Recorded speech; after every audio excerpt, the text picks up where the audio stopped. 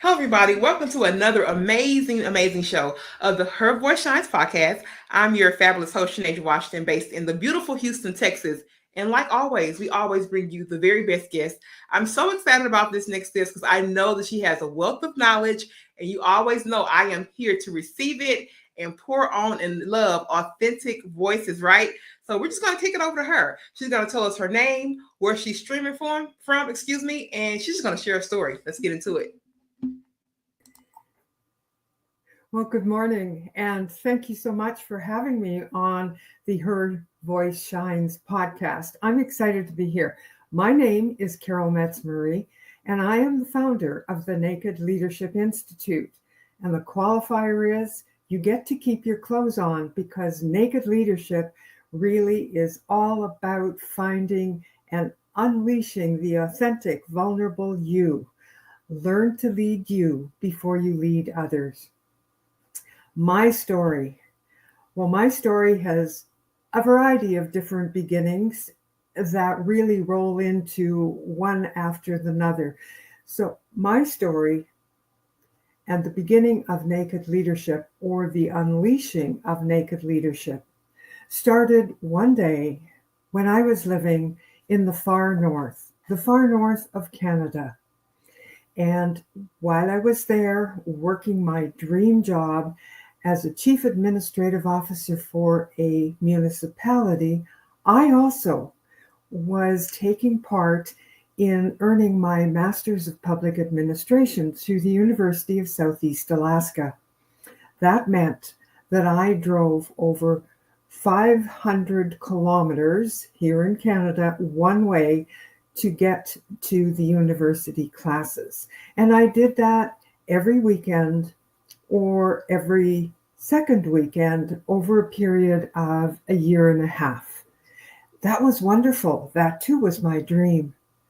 But in that whole process, what transpired and what had been leading up in my life without me paying attention was, quite frankly, I was really physically and mentally destroying my health and my well-being. And that particular day, as I drove to my classes, of that 500 kilometers, I drove 300 of those consciously unconscious. When I came out of whatever I had been in, I panicked because I didn't know where I was. I had the steering wheel in my hands, and who was I? I didn't recognize the car. I didn't recognize the road. It was incredibly scary. And I realized at that point there had to be something really wrong with me. What was going on? When I got to my destination, which was Whitehorse, Yukon, I called my doctor. And what my doctor said to me at that point really had me focus on me. And she said to me, Carol, you have lived an incredibly stressful, high-stress life your whole life. When are you going to start taking care of you? And if you don't do it, I am going to make you do it. Now, those were the magic words. I can smile now. I wasn't smiling then, because in that short period of seconds, I realized that I could have killed myself. I was driving on mountainous roads. I don't know how I did that. And if I had done myself in, how would I be able to support my children and help them grow up? So that within less than 20 seconds, I decided that it was time for me to change my life. And yes, in that process, there I was sliding down a very, very dark rabbit hole because I had hit rock bottom. I had burnt myself out, both mentally emotionally, and also physically. I mean, that day, I didn't even remember my name.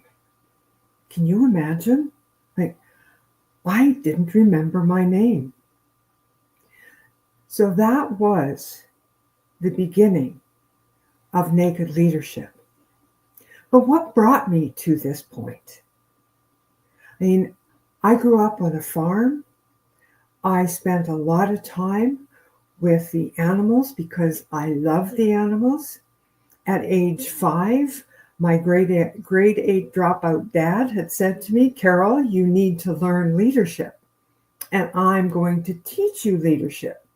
We're going to use horses, and we're going to use turkeys.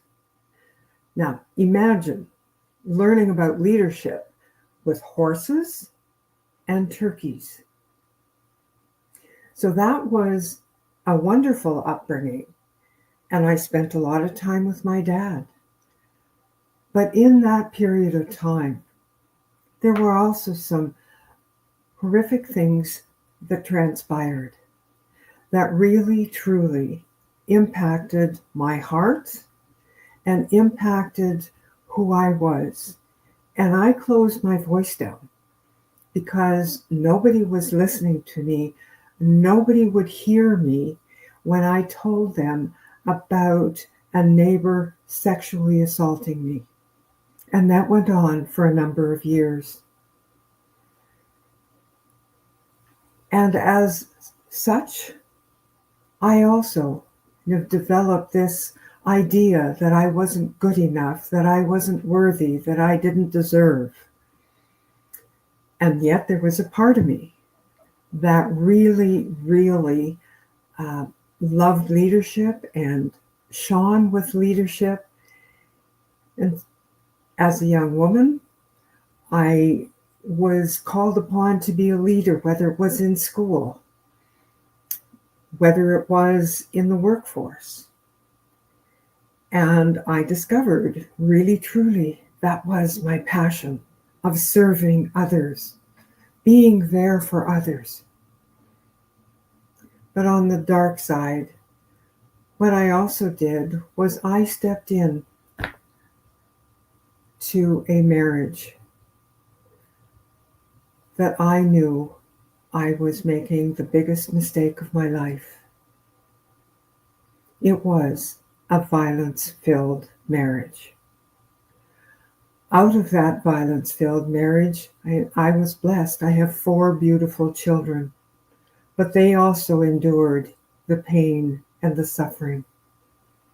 And one day, I knew that I needed to get out of that situation because it was going from bad to worse. And I really, truly did not want to become a statistic. And when I was threatened that I might become a statistic, it was, I'm out of here. I need to get out with children in tow. But all of that, I didn't truly look at who I was. And hence, to the journey of burnout and the uncovering of naked leadership. Carol, wow. I mean, within that 8 minutes, you've touched on so many things. And let me honor you for your courage and your vulnerability because you touched on a lot of different things where some of them I actually felt right. So thank you for that. Um, I want to say to you, especially something you said about that burnout. You said that somebody actually had to stop you and said, if you don't do it, I'm going to force you to do it. And there are so many women right now that are probably in that stage of life right now where they are battling with burnout. They won't do it. They need someone else to tap them on the shoulder to pull them out. What advice would you give to somebody who is on the edge and they know that they are dealing with so many different competing priorities? They may be a mother, they may be trying to run a high stress career. What would you give them as a piece of advice to kind of help them move from that space? For me, that piece of advice, number one, is accept who you are. And when I say lead yourself first, Really and truly, as busy as you are as a woman, and I know women are busy, I get it. I've raised 4 children and worked and everything else combined. Actually take 5 minutes for yourself during the day. Yes, you deserve 5 minutes out of a busy day for you. And look at the world through a different set of eyes. And so, what I mean by that is really take the blinders off. It's not about you being perfect, it's about you being you. And you are already perfect as you are.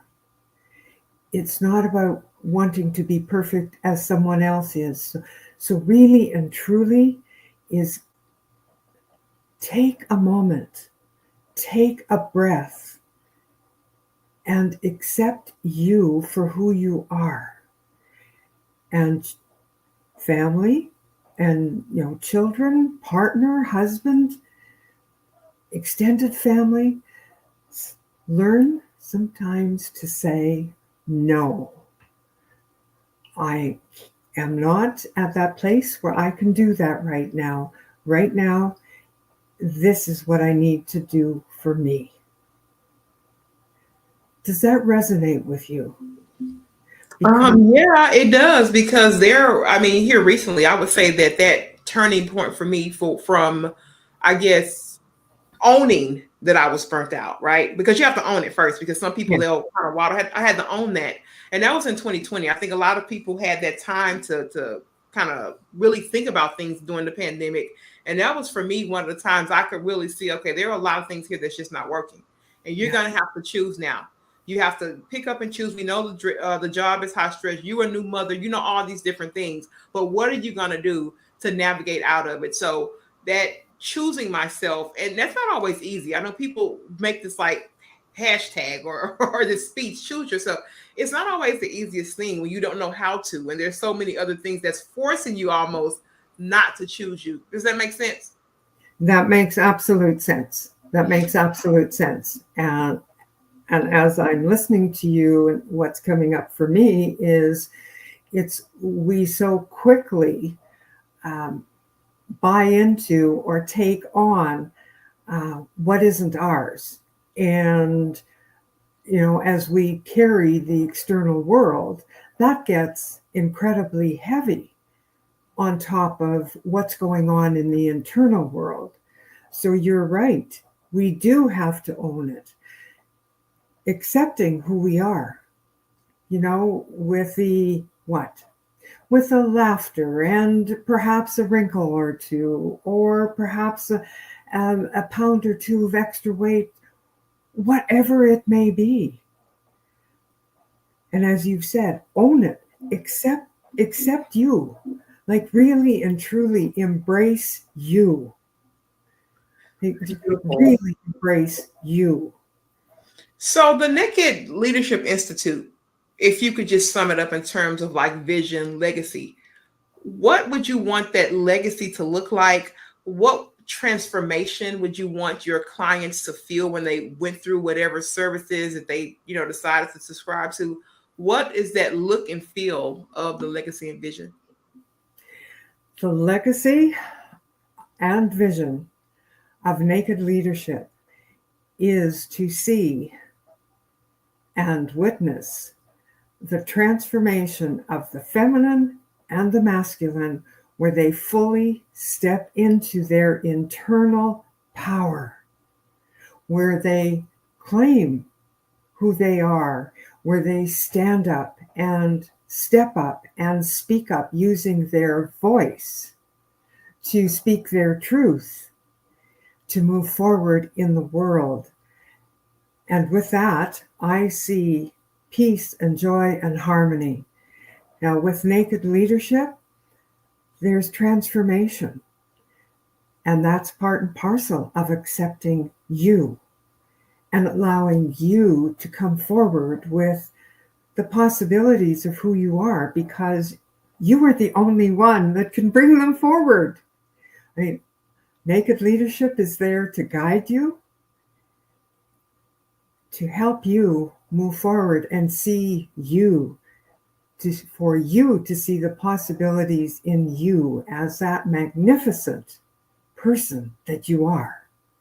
So truly, that benefit of getting naked on the inside, it might sound scary, and at times it is. But the blessings that come as a result of that is amazing. I mean, I worked with a woman who wanted to start her own business. And she had always been told that that was absolutely silly stuff. Why would she want to do that? Well, she was at a point in her life where she needed to get a business going. She was a young mom with a baby and a 3-year-old. And how and what was she going to do to support herself? Yes, she had a degree and she was a therapist. She felt that there was more. So I worked with her. I walked with her. I guided her. And in 6 months, she had not one business established, she had 2. And her final words to me were, "Thank you, Carol, for believing in me. No one else has ever believed in me the way you have. No one." And she said, "You're the first person to tell me that I was absolutely silly to think that I could start a business. And in fact, you helped me turn my fear into courage." So in essence, naked leadership is what clients will feel and experience is a transformation on the inside. They will gain confidence. They will gain courage.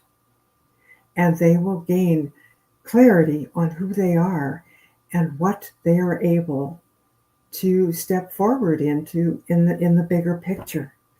So really, that's naked leadership in a nutshell. I know people's eyes glaze over when I say naked leadership and they go, "Oh my gosh, naked."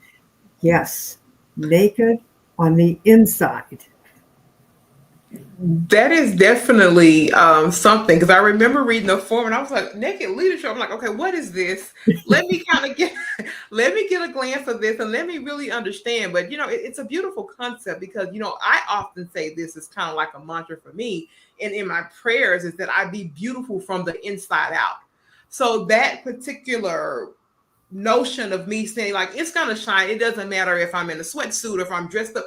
There's gonna be an essence of me that's going to shine out and be bright, from the inside. And it's literally coming from the inside out. So that work and that internal work is just so important. And what it also too sounds like the naked leadership is doing is also to creating a network, like a network of women that are saying, I believe. So how important in your experience, and even if it hasn't been important in your experience, but going forth, like how important are networks? How important is it that women, men, whoever have those supportive networks to where they can do this type of work? Those networks are incredibly important. We all need support, each and every one of us. We are all connected. You may think I'm off base there, but truly we are all connected. And therefore, support around us, by us, through us is critical. We're not here and to walk the path alone. Yes, we choose our path, but we have others who also come with us. And quite frankly, women and men both need support. It might look a little different, but support is needed. It's not about walking the path all by yourself, as I just said. It is opening up and allowing others to come in and support you, on this journey, which brings up a point for me that in this journey, and this journey is a journey of a lifetime.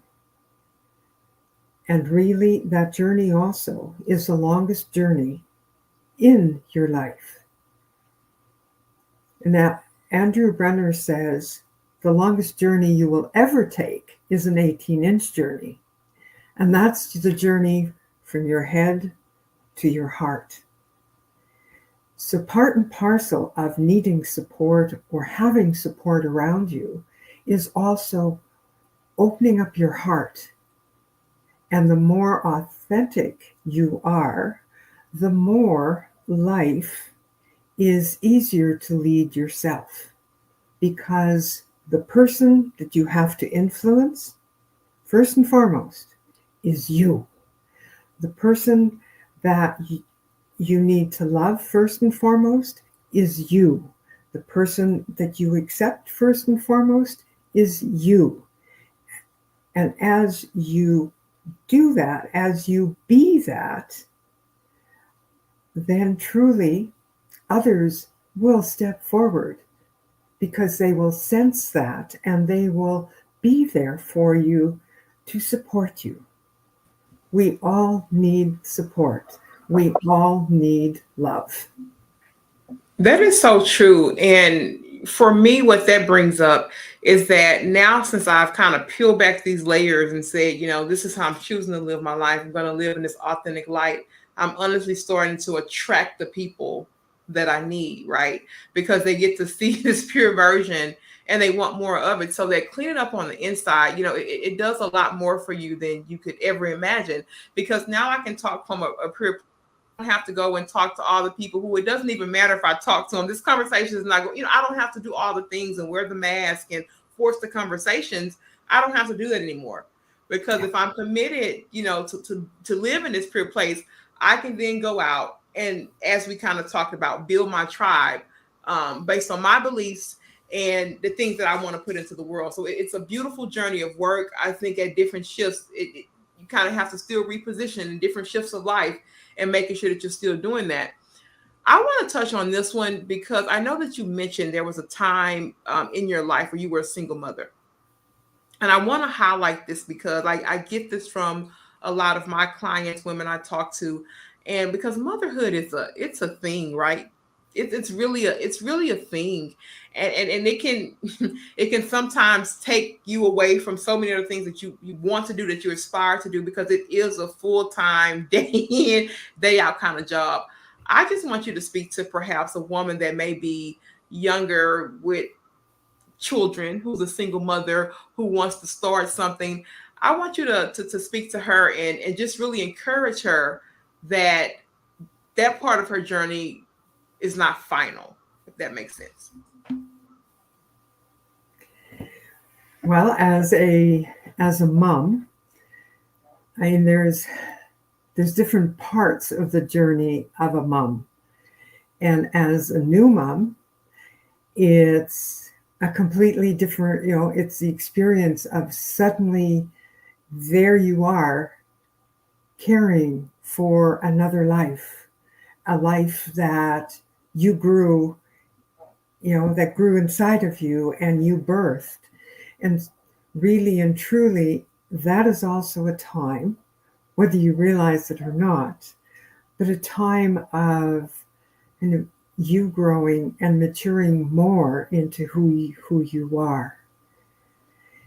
And it's also a very precious time, a time, yes, there's many demands on you. And again, it's learning to lead yourself, but it's that time to also begin to really get in touch with who you are as that woman, as that mother, and building that connection with your children, with your child, with your children. Because as you build those connections, it then also, in essence, is a skill of building connections with a larger community. And as your children grow, that connection is there. That strength, that tie is there, regardless of what may come and shift and turn. That connection remains, and you build on it. And as that mom, as I have learned, is one of the critical pieces is, yes, you're a mom. You are there as that loving being. You're also there as a guide and as a champion. You really are helping the child to kind of craft and mold who they are and bring out the best in them. I've also discovered that a mom is a mom is a mom. Even when your children are growing and they have their own relationships and they may be starting their own families, you are still a mom. You're not really a friend, you are a mom. And I think there's a difference between being a mom and being a friend. And as your children are adults, you support them. And you support them, and again, by listening, not by living their life, but by listening. And if they are seeking advice, you provide it. You're there as a guide. And what a beautiful gift to be given and to live as the mom, as that creator of life. So embrace who you are as a new mom, as a young mom.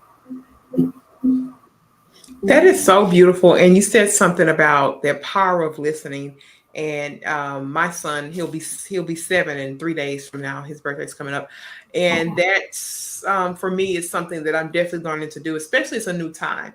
Times are different from when I was 7 years old. So being able to listen and just kind of have an angle into kind of some of the things that are going on that are just so time specific. That were just different in my childhood. Is something that I'm working on and stretching myself to do in this ever-growing world. Carol, I want anything as we kind of wrap up the interview, your final thoughts. If you were to just put a 1, 2, 3 liner on this, your mission and what you hope to give, I want you to give us your final thoughts.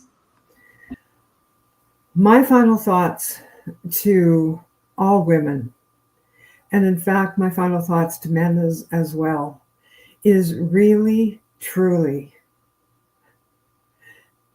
get naked.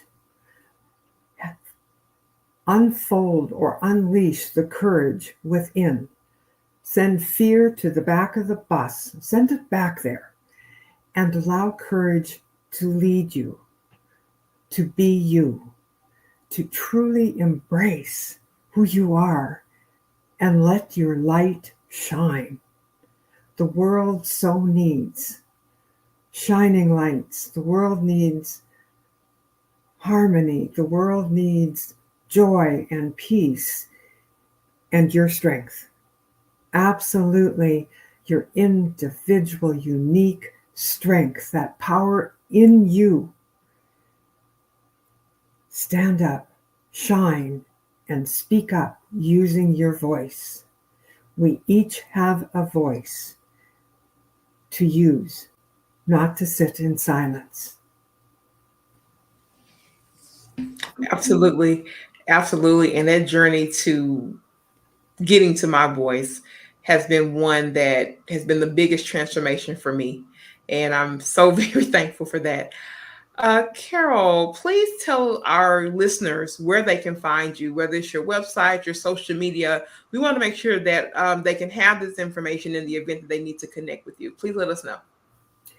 Okay, viewers can find me on my website, which is the usual HTTPS, and it's at carolmetzmurray.com.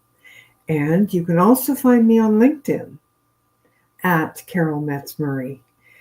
Go to my website. You can also download a free gift there.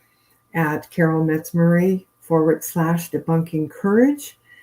And really and truly, when we look at courage, the biggest first thing about courage is make a decision. Make a decision to claim courage. So with that, you can also reach out to me on my website. If you want to connect with me, go there and reach out and send me an email. And I look forward to connecting and having a conversation with you. Carol, this has been absolutely amazing. I want to thank you really for coming to share this information with my tribe, my listeners. I think there are several nuggets that we can take from this, and there were a lot of points there that resonated. I want to thank you so much, and to our listeners out here and our viewers, let's give Carol a round of applause virtually if you're listening or tuning in.